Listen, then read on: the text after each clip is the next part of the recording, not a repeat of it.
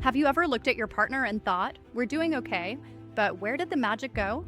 Or maybe you're doing great, but you want to make sure you stay that way. We often talk about staying healthy by going to the gym or eating right. But one of the biggest factors in your long-term health is actually the quality of your relationships. A healthy partnership reduces stress, boosts your immune system, and actually helps you live longer. So today, on Staying Healthy Tips, we are moving beyond physical health and diving into relational health. I'm going to share 6 practical, science-backed habits that happy couples use to stay connected, fight fair, and keep the spark alive. If you're ready to upgrade your relationship, hit that subscribe button and let's dive in. Tip number 1 is a mindset shift, and it is a game changer for conflict. It's called the us versus the problem mentality. When we get into arguments, whether it's about money, chores, or whose turn it is to walk the dog, it is so easy to view your partner as the enemy. You start keeping score. You start thinking, I need to win this argument. But in a healthy relationship, there is no winning if your partner loses. The goal isn't to defeat them. The goal is to defeat the issue. Next time you feel that tension rising, literally visualize the two of you standing side by side, looking at the problem together. Change your language from, you never help clean up, to, we seem to be struggling with keeping the house tidy.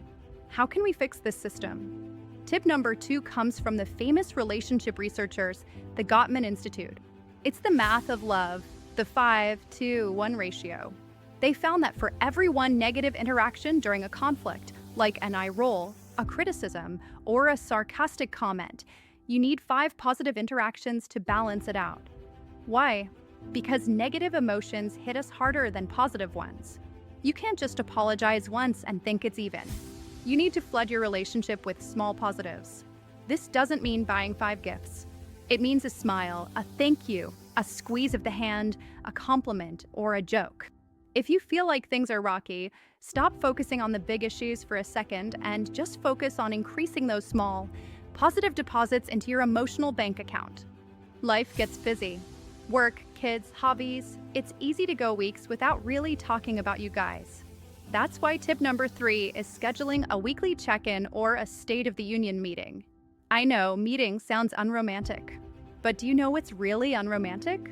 Resentment that builds up for 6 months because you never talked about it. Take 20 minutes once a week. Ask 3 specific questions. What went right this week? What went wrong or felt off? How can I support you in the coming week?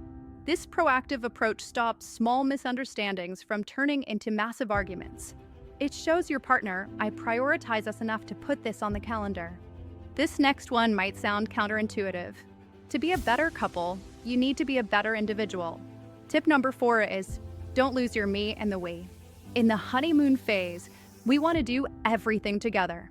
But eventually, if you rely on your partner to be your best friend, your therapist, your financial advisor, and your only source of entertainment, that is too much pressure for one person. Healthy couples spend time apart. They have their own hobbies and their own friends. When you go out and do things that light you up, you bring that fresh energy back into the relationship. You actually have something new to talk about at dinner. So, go take that class, see those friends, and encourage your partner to do the same. Tip number 5 is subtle, but it predicts the success of a relationship more than almost anything else. It's about noticing bids for connection. A bid is any time your partner reaches out for attention. It's usually small. They might say, wow, look at that bird outside, or they might sigh while reading an email. You have a choice. You can turn toward them or turn away.